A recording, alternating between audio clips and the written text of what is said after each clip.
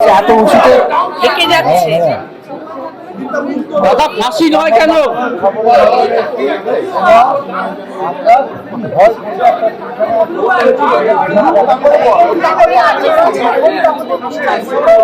আজকেই তো বলেছে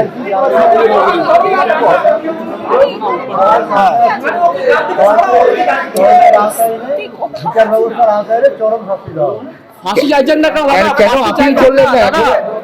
এই ফাঁসি চাইছি কি চাইছি না সেটা আমাদের যে উকিল আছে উনি বিশ্লেষণ করবেন। এখন এই মুহূর্তে আপনারা কি চাইছেন যে পরিস্থিতি দাঁড়িয়ে? আমরা তো বললাম যারা যারা এই ঘটনার সঙ্গে জড়িত তাদের সবার তদন্তের আওতায় নিয়েছে এবং বিচার বিভাগে বিচারের মধ্যে এনে কঠোর থেকে কঠোর শাস্তি দেওয়া। রাজ্য সরকার যে ফাঁসির আবেদন করেছে তাহলে সেটাকে কি আপনারা সমর্থন করছেন না বিরোধিতা করছেন? আমরা সব কিছুতেই সমর্থন করছি, যেখানে আমার মেয়ের বিচার পাবো আমরা তার সঙ্গে আছি। রাজ্য সরকারের সঙ্গে সঙ্গে ফাঁসির আবেদন করেছেন, তাহলে তো সেটাকে মানে সুসিদ্ধান্ত বলছেন। এইটা ঠিক বিচারক ঠিক করে, এটা আমরা ঠিক করার নয় কেউ কোনটা সুবিচার হচ্ছে কোনটা বিচার ঠিক হচ্ছে না। সিবিআই বিচারের যোগ আমাদের প্রয়োজন করলে আমাদের লয়াররা আছেন, তারা যে সাজেশন দেবেন না, আমরা এখনো সেই সিদ্ধান্ত আসতে পারিনি। যেটা কোর্ট কি বলেন তারপরে আমরা সিদ্ধান্ত নেব। আমরা যে সিদ্ধান্ত নিয়েছি, আমরা হাইকোর্টে 55টা কোশ্চেন রেখেছি এবং হাইকোর্ট যেহেতু সিঙ্গেল বেঞ্চে আমরা মামলা রেখেছি, সুপ্রিম কোর্ট থেকে ক্লারিফিকেশন আনতে হবে। সুপ্রিম কোর্ট যদি শ্রমটা হাইকোর্টে রিটার্ন করে দেয় তাহলে হাইকোর্টে আমরা শুনবেন বলেছেন হাইকোর্টের উপর আস্থা আছে। সবার উপরে আস্থা আছে। যেখানে আমরা মেয়ের বিচার পাবো সেখানে আমাদের আস্থা আরো বেশি বাড়বে। সিবিআই একবার বিরোধিতা করছে ফাঁসি আর রাজ্য সরকারের আবেদনের, পরবর্তীকালে নিজেরাই আবার আবেদন করছেন। সিবিআই এর ভূমিকা কতখানি রাজ্য সরকারের ফাঁসির মামলা করেনি। সিবিআই তো কাজই করছে না, সে তার প্রমাণ শিয়ালদার তার রায়ের কপিতে উল্লেখ করেছেন। এর বিষয়ে আর কি বলতে পারবো? আপনার সিবিআই এর উপর ভরসা আছে? কার কাছে যাবো? রাজ্য সরকার, রাজ্য পুলিশ আমাদের ডুবিয়েছে, এখন সিবিআই ডুবাচ্ছে। এবার আমরা কার কাছে যাবো সেটা আমি হাইকোর্টের মহামান্য বিচারকের কাছে প্রশ্ন রেখেছি এবং তিনি যা ভালো বুঝবেন তাই করবেন।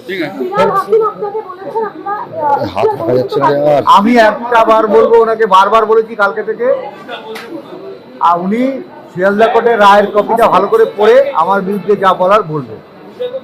এখতিয়ারের মধ্যে আছি না, এখতিয়ারের মধ্যে নেই। এবং এটাও বলবো, ওনার যদি কোনো সুবিবেচনা থাকে আমাকে দেওয়ার প্রয়োজন পড়ে, উনি আসুন, আমাকে সুবিবেচনা দিন আমার মেয়ের বিচার পাওয়ার জন্য।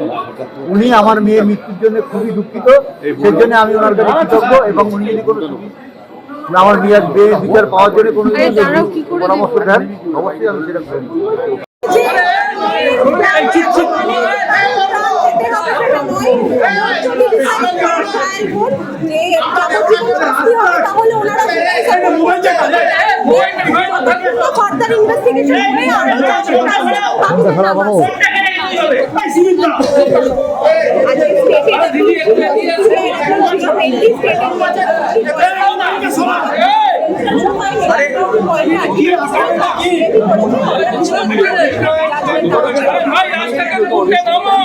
কেন আপিলটা করা হচ্ছে না কেন? মানে এই যেমন আমরা অ্যাপিল করবে কিনা সেই বিষয়ে এখনো ডিসিশন নেওয়া হয় না। আমরা ডেফিনেটলি কিছু অবজারভেশন ট্রায়াল কোর্টের আছে যেগুলো ডেট্রিমেন্টাল, সেগুলো চ্যালেঞ্জ করব।